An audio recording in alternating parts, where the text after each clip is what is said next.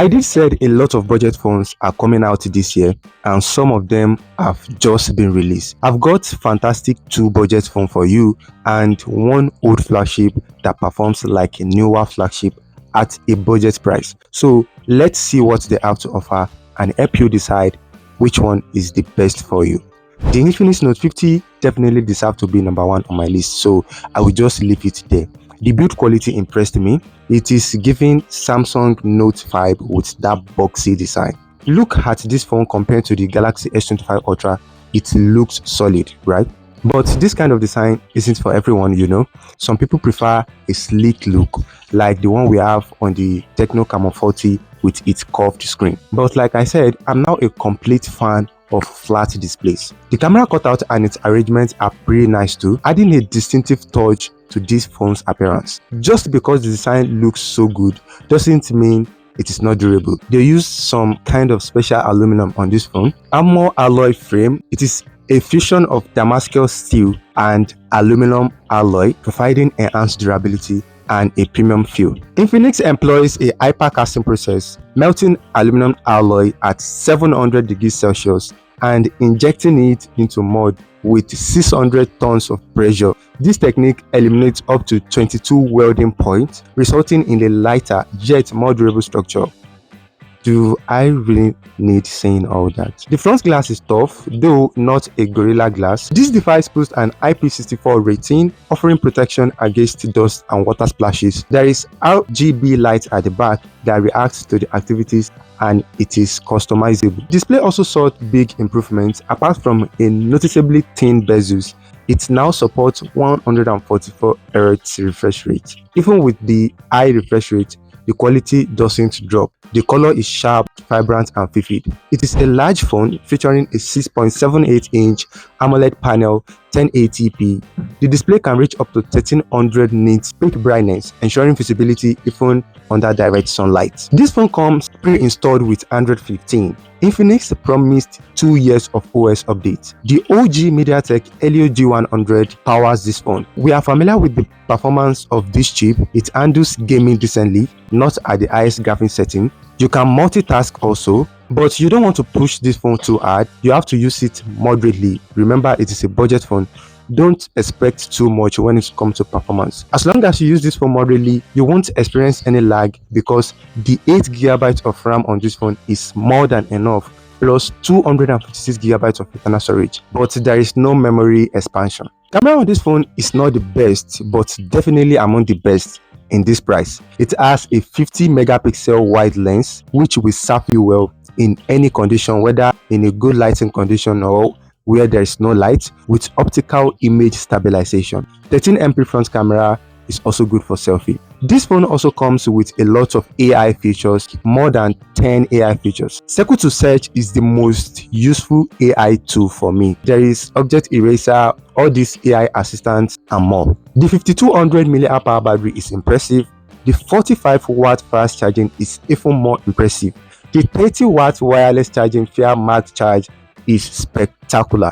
There is also reverse wired and reverse wireless charging, which is a nice addition at this price. Price of this phone is also moderate considering all the features. 300k, I think it is under 300k. The second phone I have for you is more interesting. I'm sure you've heard about it, the Everything Proof phone, the Realme C75. This is the most durable phone you can get within this price range. I watched the entire 7-minute durability test from PhoneBuff channel, where they took this phone through some tough tests. Front drops, back drops, corner drops, even a washing machine test. They left this phone underwater for 72 hours. 3 days underwater.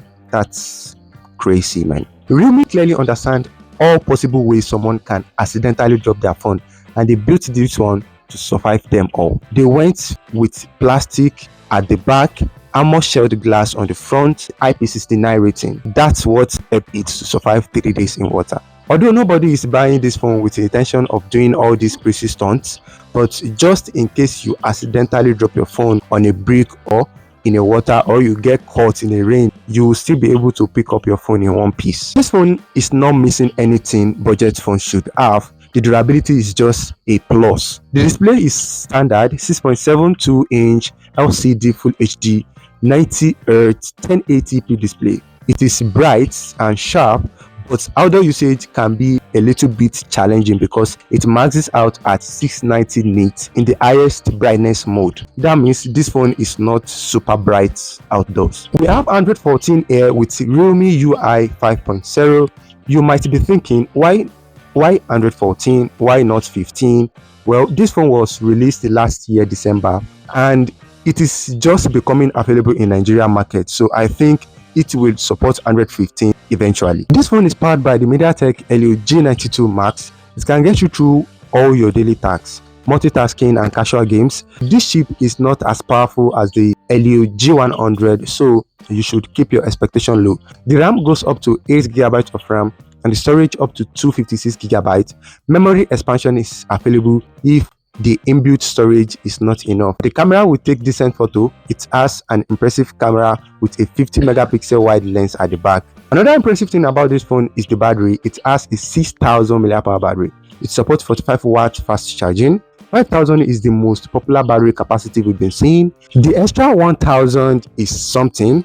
Just to know that you can use this phone for a longer period. This phone costs around 235,000 naira for the 8GB by 256GB version. But the last phone I'm going on to mention is an old powerhouse, the Galaxy S21 FE. To start with, this phone will support up to Android 16. You will not be missing out on new features despite being an older device. Galaxy S21 FE is a phone I like going back to. It's powered by the Snapdragon 888 processor, which is powerful and fast. It can handle FE tasks, FE gaming at the highest graphics setting, power management, and even camera processing with ease. If not because of its age, which brings the price down around 350k in 2025, which is eventually an advantage, Samsung could easily release this phone with the same Snapdragon, perhaps with another name, at a higher price. It is not super excellent like the latest flagships, but you'll be enjoying the flagship level performance, the flagship level display, camera, and the build quality. It is made of plastic, metal frame, Gorilla Glass fixtures on the front. It is IP68 rated. The display is also fantastic. Dynamic AMOLED, 120Hz, HDR10 Plus with a moderate size of 6.4 inches, 1080p. It is usable under direct sunlight. Samsung removed SD card slot from this phone. You can get it with either 6GB or 8GB of RAM and either 128 or 256GB of internal storage. I'd advise you to go for the 8GB RAM version. Samsung also removed headphone jack, but at the same time we have the optical fingerprint that is embedded under display. Camera is another great aspect of this phone. It has a triple lens, 12MP wide, 12MP ultra wide, and an 8MP telephoto lens. Photo and videos are flagship level quality.